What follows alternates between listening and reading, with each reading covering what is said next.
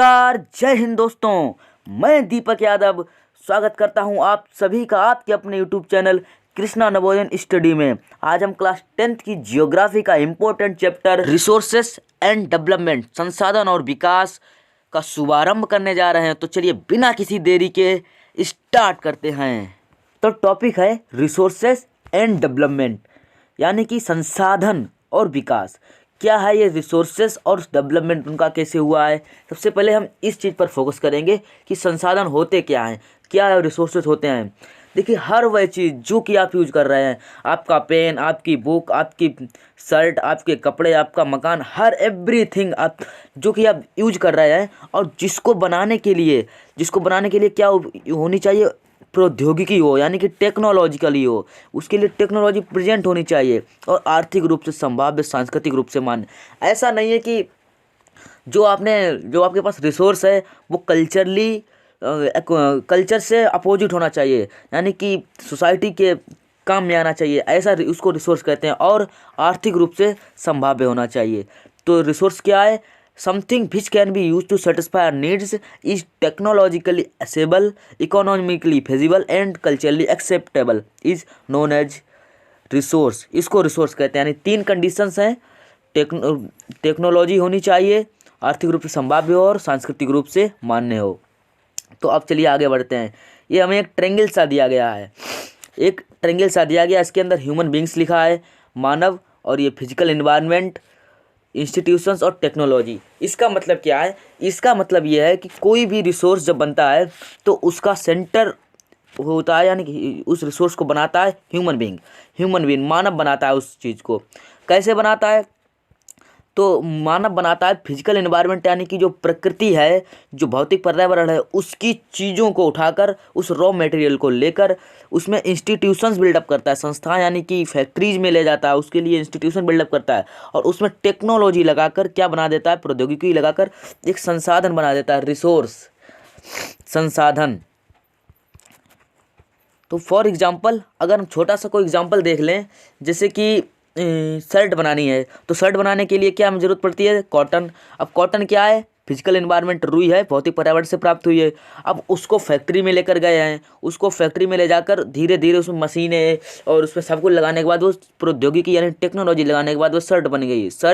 वो आपकी शर्ट क्या हो गई? एक आपके लिए वो संसाधन हो गए, रिसोर्स हो गए। तो इस प्रकार ह्यूमन बीइंग किसी भी फिजिकल एनवायरनमेंट की चीज़ को उठाकर इंस्टीट्यूशन बिल्डअप करके टेक्नोलॉजी लगाकर उसको संसाधन में परिवर्तित कर देता है।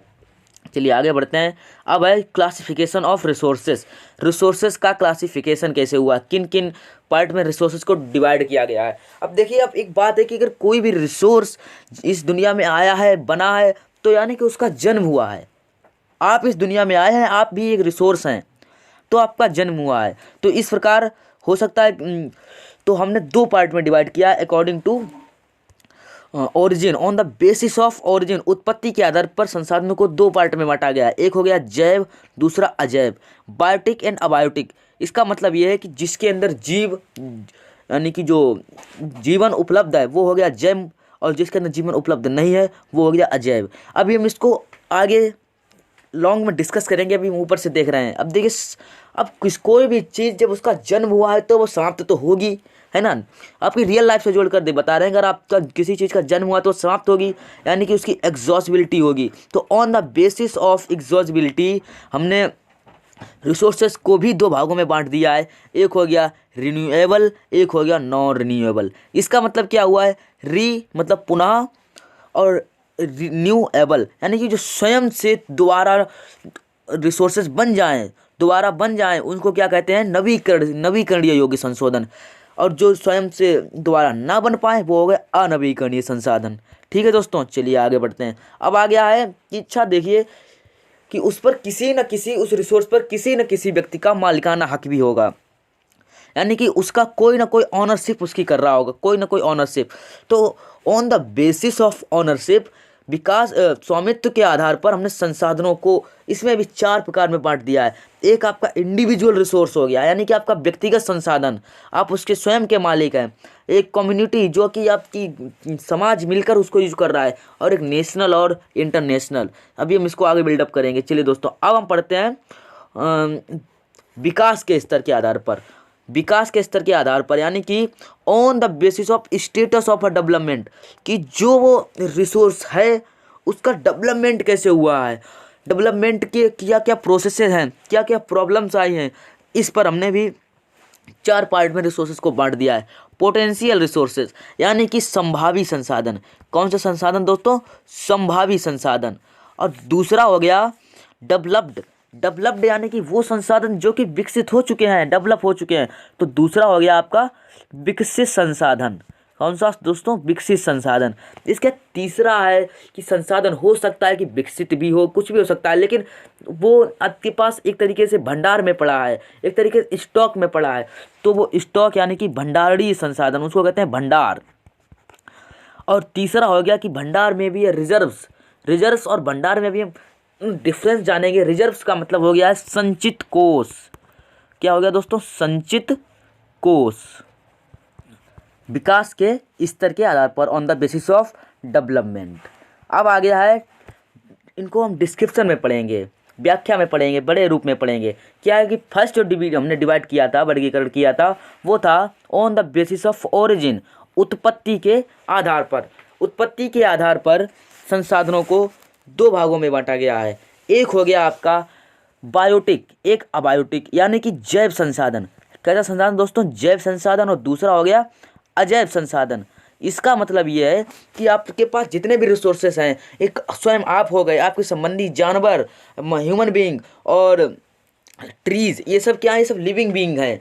यानी कि ये इसका मतलब क्या हुआ कि there are obtained from the biosphere, ये भी बायोस्फीयर में तो होते हैं, पर इसमें क्या है एक मेन चीज़ कि इसके अंदर लाइफ होती है, have life. Example human being, flora fauna और फिशरीज, लाइव स्टॉक एटसेट्रा। ये हो गए आपके बायोटिक रिसोर्सेज, यानी कि वो संसाधन जो कि बायोस्फीयर में हो और उनके अंदर जीवन व्याप्त हो, लाइफ होनी चाहिए। और दूसरा है दोस्तों अबायोटिक रिसोर्सेस, यानी कि ये भी अबायोटिक रिसोर्सेस भी बायोस्फीयर में पाए जाते हैं, लेकिन इसके बाद भी क्या है कि इनके अंदर जीवन नहीं होता, ये नॉन लिविंग होते हैं, इनके अंदर जीवन व्याप्त नहीं होता है। और ये होते हैं अबायोटिक रिसोर्सेज। फॉर एग्जांपल आपकी वॉच, फॉर एग्जांपल आपका मोबाइल, सड़कें, वाहन, रॉक्स और मेटल्स एटसेट्रा। ये सब क्या होगा दोस्तों, ये सब अबायोटिक रिसोर्सेज में आते हैं।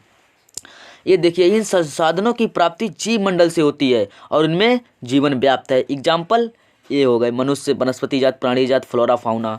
और अजैव संसाधन वे सारे संसाधन जो कि निर्जीव वस्तुओं से बने हैं और निर्जीव हैं, क्या कहलाते हैं, अजैव संसाधन, अबायोटिक रिसोर्सेज कहलाते हैं। चलिए दोस्तों, अब हम आगे पढ़ते हैं। अब हम दूसरा जो वर्गीकरण है वो देखते हैं। जैसे उत्पत्ति के आधार पर तो देख लिया कि उसका जन्म कैसे हुआ है। अब हम देखेंगे समाप्यता के आधार पर, समाप्यता के आधार पर संसाधनों को कितने पार्ट में बांटा गया है। ऑन द बेसिस एग्जॉस्टिबिलिटी, यानी कि वो कैसे समाप्त होते हैं, उनके क्या वो समाप्त होंगे, क्या वो नहीं होंगे, क्या है। तो सबसे जो पहला हमारा डिस्क्रिप जो हम बांटते हैं वो रिन्यूएबल। रिन्यूएबल का मतलब क्या है, देखिए, री, न्यू और एबल। री मतलब पुनः, न्यू मतलब नया, एबल मतलब स्वयं से, जो कि रिसोर्सेज स्वयं से पुनः बन जाते हैं, स्वयं से नवीकृत हो जाते हैं, बन जाते हैं, उनको कहते हैं हम रिन्यूएबल रिसोर्सेस। फॉर एग्जांपल कि आपकी वाइंड एनर्जी, सोलर एनर्जी, और जो आप मतलब कि जो धूप पाते हैं, जो लाइट एनर्जी पाते हैं, जो सूर्य के द्वारा धूप, वो क्या आप वो डेली दोबारा बनती है, वही एनर्जी होती है, आपको वो समाप्त नहीं हो सकती। यानी वो है आपकी on the basis of exhaustibility renewable resources. जैसे कि the resources which can be renewed to reproduced by physical any method. ये जो रिन्यूड हो जाते हैं बाय एनी मेथड, या तो फिजिकल मेथड हो, फिजिकल मेथड से भी हो सकते हैं, या आपका केमिकल मेथड लगे, और या मैकेनिकल मेथड। तीसरा मेथड क्या होगा, मैकेनिकल मेथड। तीनों में से किसी भी मेथड से अगर ये रिसोर्सेज रिन्यूड हो रहे हैं, दोबारा नवीकृत हो रहे हैं, दोबारा हो रहे हैं, प्राप्त हो रहे हैं, तो वो कहलाते हैं रिन्यूएबल रिसोर्सेज। फिजिकल मेथड का मतलब ये हो गया कि किसी भी शारीरिक मेथड से। केमिकल मेथड का मतलब होता है वो कोई रिएक्शन भले ही हो, और मैकेनिकल का मतलब मशीनों से अगर हम उनको दोबारा किसी तरीके से प्राप्त कर लें या दोबारा बन जाएं, तो वो हो गए रिन्यूएबल रिसोर्सेज या नवीकरणीय संसाधन, या क्या हो गए, या हो गए हैं नवीकरणीय संसाधन। और नॉन रिन्यूएबल का मतलब ये होता है अनवीकरणीय संसाधन। क्या हो गया दोस्तों? अनवीकरणीय संसाधन, यानी कि पूरी तरीके से रिन्यूएबल रिसोर्सेज से उल्टा होता है, नवीकृत योग्य संसाधनों से अपोजिट हो जाएगा। मतलब ये है कि they occur over a very long geological time. क्यों ये अनवीकरणीय होते हैं, क्यों ये नॉन रिन्यूएबल होते हैं? इसका रीज़न ये है कि इनको बनने के लिए मिलियंस ऑफ ईयर्स लग जाते हैं, मिलियंस ऑफ ईयर्स लग जाते हैं, बहुत लंबा टाइम होता है, टाइम पीरियड। जैसे कि पेट्रोलियम, जैसे कि जीवाश्म ईंधन, फॉसिल फ्यूल्स, ये वो रिसोर्सेज हैं जिनको बनने के लिए लॉन्ग पीरियड दोस्तों ऐसे संसाधन जिनका इस्तेमाल तो कर रहे हैं, लेकिन इस्तेमाल करते करते वो धीरे धीरे समाप्त भी हो सकते हैं, वो एंड भी हो सकते हैं। वो क्या कहलाते हैं? नॉन रिन्यूएबल्स रिसोर्सेज, अनवीकरणीय संसाधन। इन्हें बढ़ाया या पुनः प्राप्त नहीं किया जा सकता है। ठीक है दोस्तों, बढ़ाया पुनः प्राप्त नहीं किया जा सकता है। तो अब हम इसको हिंदी में देखिए। वो ये जो पॉइंट्स लिखे हैं, ये वो पॉइंट हैं जो कि आपको परीक्षा में छाप के आने हैं, एग्जाम में छाप के आने हैं, क्योंकि एसएसटी का एग्जाम आपको पॉइंट में ही देना है। कोई पैसेज नहीं लिखना है, किसी भी क्वेश्चन का आंसर पॉइंट में लिखना है। जैसे कि आ रहा है अनवीकरणीय योग्य संसाधन, तो ये क्या संसाधन? इन संसाधनों का विकास एक लंबे भूवैज्ञानिक अंतराल में होता है, यानी कि मिलियंस ऑफ ईयर्स लग जाते हैं जियोलॉजिकल प्रॉब्लम के अंदर, और इसके बाद इसको बनने में लाखों वर्ष लग जाते हैं। और ये दूसरा पॉइंट हो गया। और क्या है एग्जाम्पल? जैसे कि कुछ चक्रीय भी होती हैं और कुछ अचक्रीय होती हैं। ठीक है दोस्तों, समझ गए ना? कि यानी कि वो संसाधन जो कि धीरे धीरे समाप्त हो सकते हैं, उनको हम पुनः प्राप्त नहीं कर सकते हैं। चलिए अब हम पढ़ते हैं आगे। आगे क्या है? On the basis of ownership, स्वामित्व के आधार पर। किसके आधार पर? स्वामित्व के आधार पर संसाधनों का वर्णन। इसका मतलब ये हो गया कि अगर कोई संसाधन आया है, उत्पत्ति हुई है, उसकी समाप्यता भी हो गई है, अगर और उसके बाद उसका कुछ चरण होगा, वो कुछ आगे चलता रहेगा, यानी कि उसको कोई मालिक होगा ना, वो संसाधन किसी न किसी पर्टिकुलर पर्सन का होगा। यानी कि आपके पास जो पेन है, आपके पास जो जिस लैपटॉप या मोबाइल से आप ये वीडियो देख रहे हैं, और आपके पास जो बुक्स हैं, आपके पास जो कपड़े हैं, घर है, मकान है, वो आपका पर्सनल है। क्या है? आपका इंडिविजुअल है, आपका निजी है। और आप जिस ग्राउंड या जिस पार्क में खेलने जाते हैं, वो आपका पर्सनल नहीं है, आपका निजी नहीं है। यानी कि वो कैसा हो गया है? वो दोस्तों हो जाएगा कम्युनिटी रिसोर्सेज। तो चलिए हम थोड़ा सा इसको डिस्क्रिप्शन में पढ़ लेते हैं। On the basis of ownership, स्वामित्व के आधार पर। सबसे पहले हम पढ़ते हैं इंडिविजुअल रिसोर्स, व्यक्तिगत संसाधन। ऐसे संसाधन जिनके आप स्वयं के मालिक हैं, प्राइवेटली ऑन्ड किए जाते हैं। The resources that are owned by privately individuals, वो क्या कहलाते हैं? व्यक्तिगत संसाधन। इनको हम दो चीज़ों में पढ़ेंगे, एक ग्रामीण और एक शहरी, रूरल एंड अर्बन। अच्छा, ग्रामीण इलाके में क्या होता है कि गवर्नमेंट जो होती है वो ज़मीन दे देती है किसानों को क्या देती है? ज़मीन देती है उन पर खेती करने के लिए। संसाधन निजी व्यक्तियों के स्वामित्व में होते हैं, और बहुत से किसानों के पास सरकार के द्वारा आवंटित भूमि तो होती है, लेकिन वो अगर हम एक तरीके से देखें तो वो जो ज़मीन है वो गवर्नमेंट की है, लेकिन गवर्नमेंट उनको निजी कर देती है, और वो उस ज़मीन के बदले वो उस पर खेती करते हैं, और किसान उसको क्या देते हैं? टैक्स देते हैं। क्या देते हैं दोस्तों? टैक्स, यानी कि लगान चुकाते हैं। और शहरों में क्या होता है?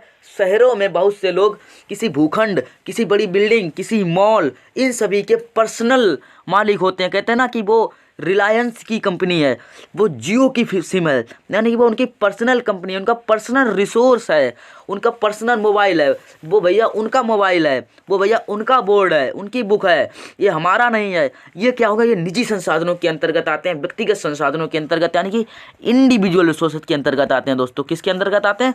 इंडिविजुअल रिसोर्सेज के अंतर्गत। अब दूसरा क्या हमने आपको बता दिया था कि सामुदायिक स्वामित्व वाले संसाधन, यानी कि कम्युनिटी रिसोर्सेज। हमने आपको बताया था जो आपका पार्क है वो आपका पर्सनल नहीं है, यानी कि वो संसाधन जो किसी कम्युनिटी के लोग उसको यूज करते हैं, यानी कि उसके कम्युनिटी ऑन्ड करती है। तो ऐसे संसाधन समुदाय के सभी सदस्यों को उपलब्ध होते हैं, ना कि वो सिर्फ आप उस पर्टिकुलर परिवार में जा सकते हैं। उस पार्क में, उस सार्वजनिक स्थान में शर्मा जी का भी लड़का जाएगा, वर्मा जी का भी लड़का जाएगा, यादव जी का भी जाएगा, ये सभी उसमें ऑल मतलब पूरा समुदाय के लोगों का इकट्ठा होता है वो। समझ गए दोस्तों, ये हो गया सामुदायिक स्वामित्व वाले संसाधन। इसके बाद जैसे कि एग्जाम्पल ये हो गया कि अगर आप मर रहे हैं, कोई भी व्यक्ति मरता है तो उसके अंतिम संस्कार के लिए ये नहीं है कि ये हमारा पर्सनल अंतिम संस्कार की जगह है, आपकी वो पर्सनल अंतिम संस्कार की जगह है। यानी कि शमशान जो भूमि होती है उसमें सभी जाति धर्म पूरे समुदाय के लोग, सभी लोग, ना कि कोई प्राइवेट, यानी कि समुदाय के सभी लोग उस पर जाते हैं और अंतिम संस्कार करते हैं। यानी कि ये कैसा होगा, कम्युनिटी रिसोर्स। जो शमशान की जो भूमि हो गई वो कम्युनिटी रिसोर्स हो गई, चारण भूमि, जहाँ पर किसान अपने जानवरों को चारा चराते, मतलब खिलाते हैं, उसमें ग्राउंड में जाकर उनको खिलाते हैं, यानी वो चरते हैं, जो चारण भूमि हो गई। वो जमीन भी क्या हो गई, कम्युनिटी रिसोर्स हो गई। उसमें सभी लोगों के जानवर जाकर घास चरते हैं। और तालाब या स्विमिंग पूल इत्यादि हो गए, जो कम्युनिटी रिसोर्सेज हैं। इसके बाद दोस्तों शहरों में अगर हम बात करें तो शहरों में आपकी जो जहाँ पर पिकनिक मनाने जाते हैं, पिकनिक मनाने के लिए सार्वजनिक पार्क, पिकनिक स्थल और खेल के मैदान वहाँ रहने वाले सभी लोगों के लिए उपलब्ध है। यानी कि वो कैसा रिसोर्स हो गया, वो रिसोर्स हो गया कम्युनिटी रिसोर्स। कैसा रिसोर्स हो गया, कम्युनिटी रिसोर्स। आया ना समझ में? समझ में आया है तो लाइक कर दीजिए, और like share subscribe all India CBSE board को फैला दीजिए ये वीडियो। ये सीबीएसई बोर्ड के बच्चों के लिए ये यूट्यूब पर पहली बार आपको बाई लैंग्वेज एसएसटी मिल रही है, और ऐसी एसएसटी जो कि समझ में आ रही है। चलिए दोस्तों, अब हम पढ़ते हैं। कम्युनिटी तो हो गया, नेशनल, कैसे, नेशनल रिसोर्सेज, राष्ट्रीय संसाधन। कैसे संसाधन, नेशनल रिसोर्सेज, जो कि किसी भी देश, कोई भी देश जिसको ऑन करता है, नेशनल रिसोर्सेज।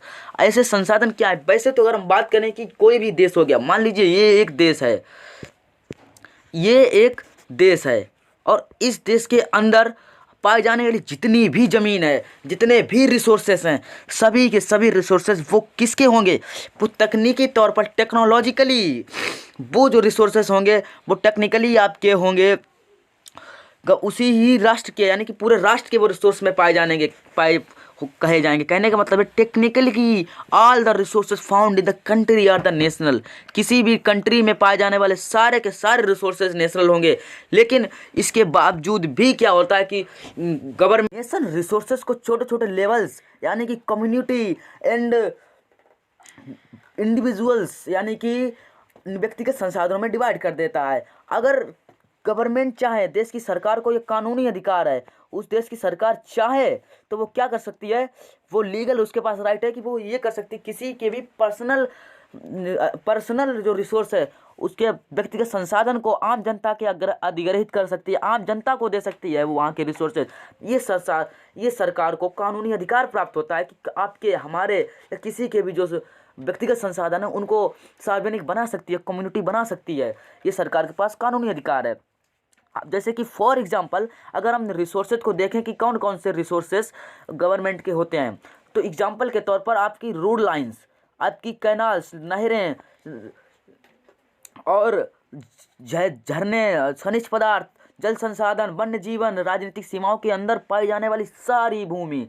राजनीतिक सीमाएं क्या होती हैं, अभी आपको बताया था कि मान लीजिए ये देश है तो इस देश की जो किनारे की सीमाएं होंगी, बाउंड्री होंगी, ये राजनीतिक सीमाओं के अंदर की जो जितनी भी भूमि है, सारी की सारी जमीन, रिसोर्सेज उस देश की गवर्नमेंट या वो नेशन ऑन करेगा। और इसके साथ ही रूल क्या होता है कि मान लीजिए ये कोई देश है, इस देश के आसपास समुद्र ही समुद्र है। ठीक है दोस्तों, समुद्र ही समुद्र है, क्योंकि ऑस्ट्रेलिया जो है, ऑस्ट्रेलिया के आसपास वो समुद्र से ही घिरा है, हमारा देश भी समुद्र से घिरा है। तो उसके अंतर्गत में क्या होता है कि समुद्र राजनीतिक सीमाओं के 12 जो समुद्री मील की दूरी होती है, यानी कि 12 न्यूसियल मील्स, वहाँ से 12 समुद्री मील तक की दूरी वो, और उसके अंदर ये मान लीजिए समुद्र है, तो यहाँ के 12 समुद्री जो भी मील होंगे, यानी कि 22.2 किलोमीटर तक की डिस्टेंस, 22.2 किलोमीटर तक की डिस्टेंस जितने भी समुद्र है, जितनी भी जगह है, वो सारी की सारी उस देश की गवर्नमेंट की होगी। और वो सारे के सारे रिसोर्सेस, उसके अंदर पाई जाने वाली मछलियाँ, खनिज पदार्थ, petroleum, each and every property, जितने भी रिसोर्सेस हैं वो उस देश की गवर्नमेंट के होंगे, वो वहाँ के राष्ट्रीय संसाधन के अंतर्गत आएंगे। ये कॉन्सेप्ट काफ़ी इंपॉर्टेंट है, ये कॉन्सेप्ट आपको याद होना चाहिए। बड़े बड़े क्लासेस के इंटरव्यूज़ में कॉन्सेप्ट पूछा जाता है, और 10th सीबीएसई के लिए तो ये इंपॉर्टेंट है ही। चलिए दोस्तों, अब हम पढ़ेंगे अंतर्राष्ट्रीय संसाधन, इंटरनेशनल रिसोर्सेस। कैसे रिसोर्स दोस्तों? इंटरनेशनल। अच्छा, यहाँ पर एक बात है, क्या देखिए कि जब निजी होता था तो उसके मालिक हम थे, इंडिविजुअल में मालिक हम थे, और इसके बाद जब कम्युनिटी में हो गए तो कम्युनिटी यूज करने लगी। अब जब नेशनल आया है तो उसकी एक गवर्नमेंट है, नेशनल रिसोर्सेज की। लेकिन इंटरनेशनल रिसोर्सेज या अंतर्राष्ट्रीय संसाधनों की भी क्या कोई गवर्नमेंट होती है? कोई गवर्नमेंट होती है, कोई सरकार होती है, क्या उसको चलाती है? नहीं दोस्तों, इंटरनेशनल रिसोर्स या अंतर्राष्ट्रीय संसाधन की कोई सरकार नहीं होती है। इनको कौन नियंत्रित करता है? इनको नियंत्रित करती हैं अंतर्राष्ट्रीय संस्थाएं, यानी कि होते हैं संगठन। जैसे कि आपने WHO का नाम सुना होगा, यूनेस्को का नाम सुना होगा। ये कुछ संस्थाएं होती हैं जो कि इंटरनेशनल रिसोर्सेज का यूज करती हैं, और उसके थ्रू पूरे विश्व के जो देश हैं, जो भी जगह हैं, उन पर जब जरूरत पड़ती है तो उनकी मदद करती है। अब क्या होता है कि तट रेखा से कोई भी देश हो, उसकी तट रेखा यानी कि जो लास्ट पॉइंट होती है, वहाँ से 200 मील समुद्री मील की दूरी पर खुले महासागरीय संसाधनों पर किसी भी देश का कब्जा नहीं होता है, और ये जो जगह होती है इस पर किसी का अधिकार नहीं होता। यहाँ के रिसोर्सेज, इस समुद्र के रिसोर्सेज, इस समुद्र की जगह के रिसोर्सेज, जितने भी संसाधन, आपकी फिशरीज, मछलियाँ और खनिज पदार्थ, पेट्रोलियम, जो भी चीज़ें हैं, वो सारी की सारी चीज़ें कौन यूज करती हैं? वो इंटरनेशनल संस्थाएं यूज लेती हैं, और उनका यूज कोई किसी भी देश की सरकार, कोई भी राष्ट्र बिना अंतर्राष्ट्रीय संस्थाओं के, बिना जो इंटरनेशनल संगठन होते हैं उनकी बिना संस्थाओं की सहमति के उनका यूज नहीं किया जा सकता है। हालांकि गवर्नमेंट जो इंटरनेशनल संस्थाएं होती हैं वो उसका यूज भले के लिए ही करती हैं, पूरे विश्व के लिए। ठीक है दोस्तों, चलिए अब आगे बढ़ते हैं। अब जैसे कि इंग्लिश में क्या हो गया है कि जैसे कि some international institutions controls resources, no country has the right to open ocean reserve. मतलब कि किसी भी देश के पास ये अधिकार नहीं होता है कि बिना इंटरनेशनल इंस्टीट्यूशंस के इजाज़त के वो वहाँ पर जाए और वहाँ के रिसोर्सेज को यूज कर ले। ठीक है दोस्तों, इसके लिए हमको इंटरनेशनल इंस्टीट्यूशंस से इजाज़त मांगनी पड़ेगी। ठीक है दोस्तों, चलिए तो अब हमको पढ़ना है कि on the basis of status of a development, यानी कि on the basis of the status of the development, संसाधनों को, रिसोर्सेज को कितने पार्ट्स में डिवाइड किया गया है, यानी कि विकास के स्तर के आधार पर। तो चलिए दोस्तों, विकास के स्तर के आधार पर on the basis of status of a development, संसाधनों को, रिसोर्सेज को 4 भागों में डिवाइड किया गया है। सबसे पहला है पोटेंशियल रिसोर्स। पोटेंशियल रिसोर्स यानी कि संभावी संसाधन। ये वो संसाधन होते हैं जिनकी की संभावना की जाती है, जिनकी की हमें संसाधनों का पता होता है कि वो वहाँ पर विद्यमान है, किसी भी प्रदेश में, किसी भी स्टेट में। फॉर एग्जांपल, अगर हम एग्जांपल लें कि पश्चिमी भारत का, वेस्टर्न पार्ट्स ऑफ इंडिया, जैसे कि गुजरात, आपका गुजरात हो गया, और गुजरात के बाद एक राजस्थान।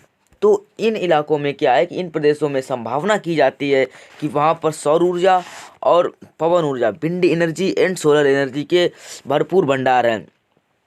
विंड एनर्जी और सोलर एनर्जी के भरपूर भंडार यानी भरपूर रिसोर्सेस हैं, पर उनका अभी तक यूज नहीं हुआ है। ये होते हैं पोटेंशियल रिसोर्सेस। पोटेंशियल रिसोर्सेज मतलब कि वो विद्यमान तो होते हैं परंतु उनकी अभी तक उपयोग नहीं किया गया है। These are the resources that are exist in a state but not have been used। ठीक है, आप पढ़ते हैं दोस्तों संभावी संसाधन, वही उसकी इंग्लिश हो गई कि विशेषकर गुजरात और राजस्थान में पवन और सौर ऊर्जा संसाधनों की अपार संभावना है। अगला क्राइटेरिया है वो विकसित संसाधन, कि कोई भी संसाधन हो, देखिए उसका विकास हो चुका है, अब वह विकसित हो चुका है, यानी कि हमको पता करना है कि वो जो रिसोर्स है उसका विकास कैसे हुआ, उसकी स्टेजेस क्या हैं। विकास का मतलब है, विकसित का मतलब है कि कोई चीज़ डेवलप्ड हो चुकी है। जब कोई चीज़ डेवलप हो चुकी है तो उस मतलब क्या है कि उसका हम सर्वे कर चुके हैं। Resource that have been surveyed, उनका सर्वे हो चुका है, और सर्वे के बाद हमें क्या पता चल गया है कि उसकी क्वांटिटी और क्वालिटी क्या है, उपयोग की गुणवत्ता और मात्रा भी निर्धारित की जा चुकी है उन संसाधनों की, और इन संसाधनों को विकसित संसाधन कहते हैं। यानी कि 3 कंडीशन है। पहली कि उनका सर्वेक्षण किया जा चुका है, सर्वे, और इसके बाद उनकी क्वालिटी, उपयोग की गुणवत्ता, और क्वांटिटी यानी कि मात्रा निर्धारित की जा चुकी है।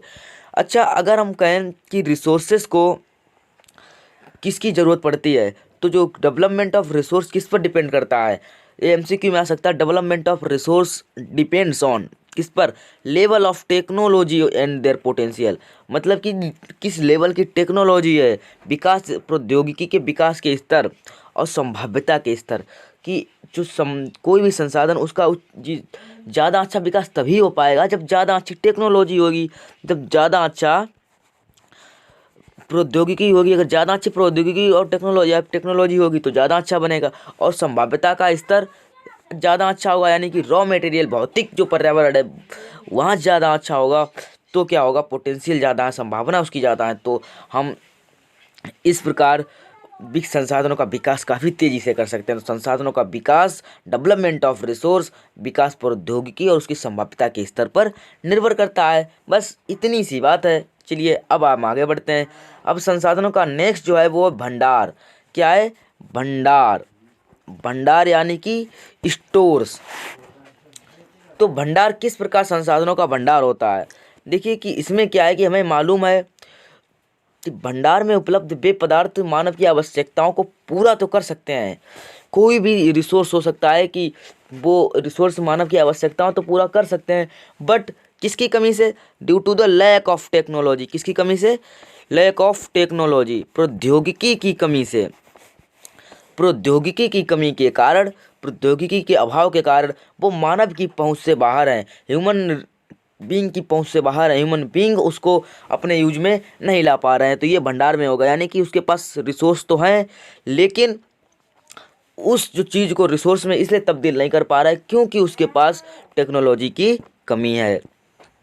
जैसे कि substance available in the environment that can meet human needs, but मतलब कि due to the lack of technology उनका यूज नहीं किया जा रहा है। एग्जाम्पल यहाँ पर दिया गया है कि जैसे कि हाइड्रोजन एंड ऑक्सीजन दोनों कैसी गैसेस हैं, फ्लेमेबल गैसेस हैं, ज्वलनशील गैसेस हैं, और इनसे क्या बनाई जा सकती है, high level main source of energy हो सकते हैं।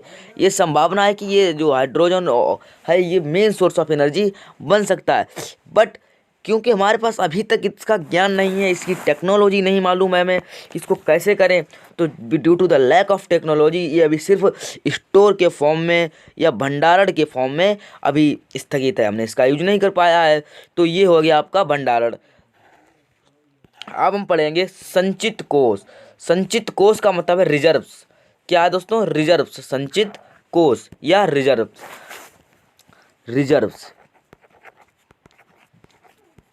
इसका मतलब क्या, ज़्यादा अंतर नहीं है रिजर्व और भंडार में, बस डिफरेंस इतना है कि भंडार में क्या है कि उसकी टेक्नोलॉजी नहीं है, लेकिन रिजर्व या संचित कोष में क्या है कि आपके पास टेक्नोलॉजी तो है, आपके पास टेक्नोलॉजी या प्रौद्योगिकी तो है किसी भी चीज़ को रिसोर्स में चेंज करने की, लेकिन हो सकता है कि अभी हमें उसकी आवश्यकता ना हो। तो इसलिए हमने कहा क्या है कि मनुष्य की आवश्यकता नहीं है तो प्रयोग में लाया जा सकता है, परंतु अभी तक इसका उपयोग आरंभ नहीं हुआ है, हमने अभी तक उसका उपयोग करना शुरू नहीं किया है। हो सकता है कि क्योंकि क्यों नहीं शुरू किया, क्योंकि अभी उसकी आवश्यकता नहीं है। हो सकता है इट में भी कि उसको फ्यूचर में यानी कि भविष्य में इसकी अपनी आवश्यकताओं को पूरी करने के लिए किया जा सके। डेवलपमेंट ऑफ रिसोर्सेस, संसाधनों का विकास। संसाधनों के विकास में मुख्य समस्याएं क्या पैदा हुई हैं, देखिए क्या है कि किसी समाज के हाथों में, किसी समाज के पास संसाधन ज़्यादा पहुंच गए हैं, किसी के पास कम, तो जिस कारण जो हमारा समाज है, हमारा कम्युनिटी है, वो दो भाग में डिवाइड हो गई है। देखिए जिसके पास ज़्यादा संसाधन है, बड़ी सी गाड़ी है, बड़ा बंगला है और कुल मोटरसाइकिल और कई गाड़ियाँ, उसके मतलब कि संसाधन ज़्यादा है, तो वो क्या होगा, वो रिच है। और जिसके पास संसाधनों की कमी है वो क्या हो गया, पुअर। तो संसाधनों की पहुंच के कारण समाज दो पार्ट में डिवाइड हो गया, रिच और पुअर, अमीर और गरीब भाग में। और कुछ प्रॉब्लम्स आए हैं जैसे कि वैश्विक पारिस्थितिकी संकट पैदा हो गया है, भूमंडलीय तापमान, ओजोन परत अवक्षय, पर्यावरण प्रदूषण और भू निम्नीकरण आदि कुछ समस्याएं पैदा हो गई हैं।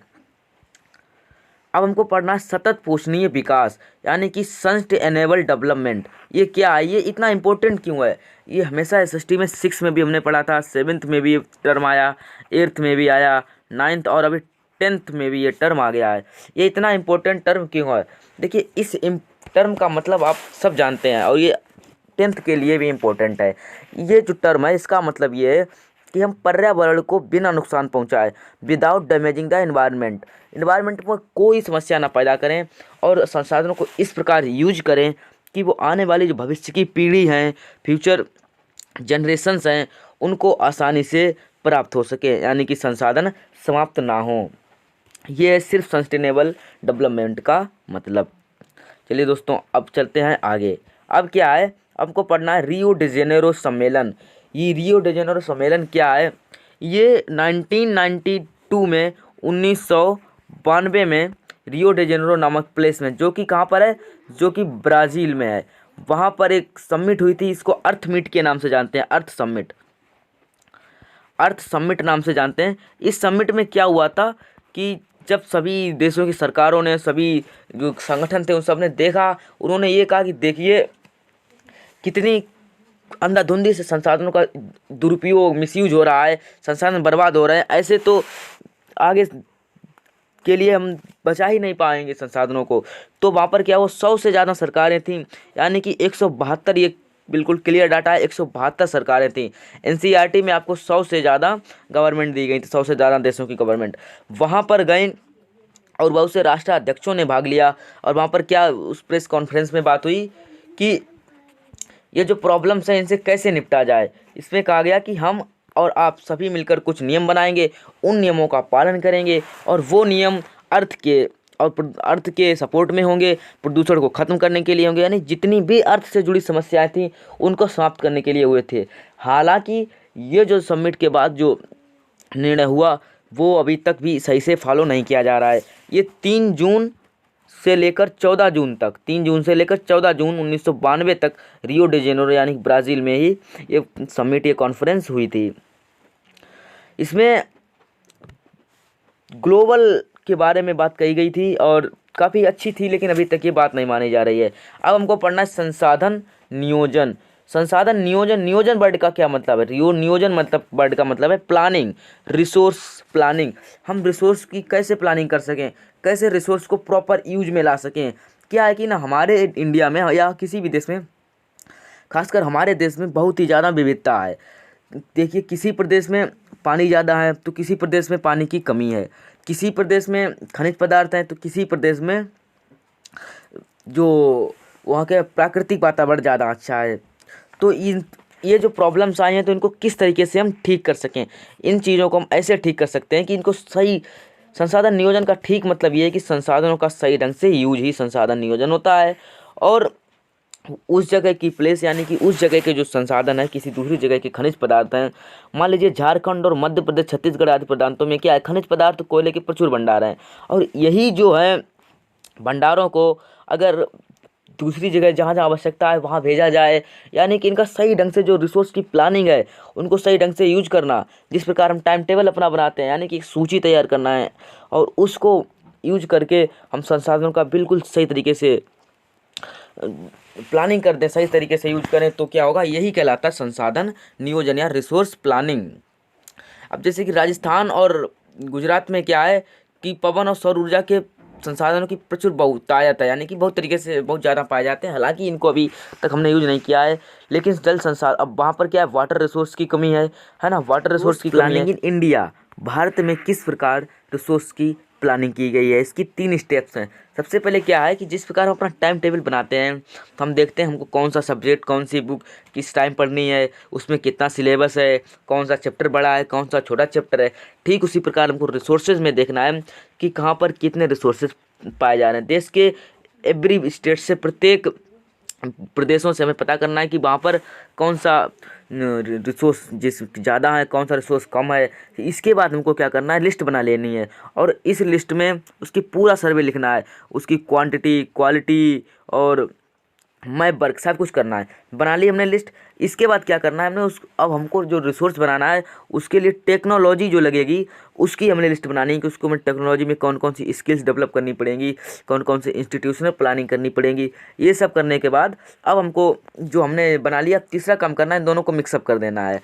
अब हमने कर दिया, हमको करना है रिसोर्स बनाना है, बनाएंगे रिसोर्स, लेकिन ये ध्यान रहे कि जो रिसोर्स हम बनाएंगे वो नेशनल जो विकास योजनाएं उनसे मिलता जुलता हो, उससे अपोजिट ना हो। नेशनल विकास संभावना, नेशनल डेवलपमेंट प्लान, उससे मिलता जुलता होना चाहिए। यही होता है रिसोर्स प्लानिंग। चलिए दोस्तों, अब हमको पढ़ना है संरक्षण यानी कंजर्वेशन ऑफ रिसोर्सेज। क्या पढ़ना है? Conservation of resources. रिसोर्सेज का कंजर्वेशन, इसमें ये और प्लानिंग ऑफ रिसोर्सेज ये बिल्कुल अपोजिट है। उसको हमें प्लानिंग करनी है कि हम कैसे उसका यूज करेंगे। कंजर्वेशन कैसे है कि इन रिसोर्सेज को हम कैसे कंजर्व कर सकें, कैसे बचा सकें। हुआ क्या है कि हमने संसाधनों का इतना दुरुपयोग किया, इतना यूज किया है, इतना मिसयूज और यूज किया है, हद बाहर कर दिया। तो इससे क्या हुआ कि संसाधनों में कमी आ गई है। इससे सामाजिक, सोशल और इकोनॉमिकल और इन्वायरमेंटल तीनों प्रॉब्लम्स क्रिएट हो गई हैं। तो जिन प्रॉब्लम्स को से बचने के लिए कुछ हमारे जैसे, आपके जैसे शुभचिंतक थे, जिन्होंने क्या किया, इसके लिए बात कही। तो इसमें गांधी जी के विचार क्या थे? गांधी जी ने पहले ही कह दिया था कि हम रिसोर्सेज को ज़्यादा हमें दुरुपयोग नहीं करना चाहिए, उसको बचाना चाहिए। उन्होंने कहा था कि हमारे पास हर व्यक्ति की आवश्यकता की पूर्ति के लिए तो बहुत कुछ है, हमारे पास इतना रिसोर्स है कि हम एवरी पर्सन की जो नीड है उसको पूरा कर सकते हैं, लेकिन किसी के लालच की संतुष्टि के लिए नहीं। अगर वो चाहें कि हम और यूज करना है, ग्रीडीपन के लिए नहीं, ग्रीड नहीं उसको बनना है।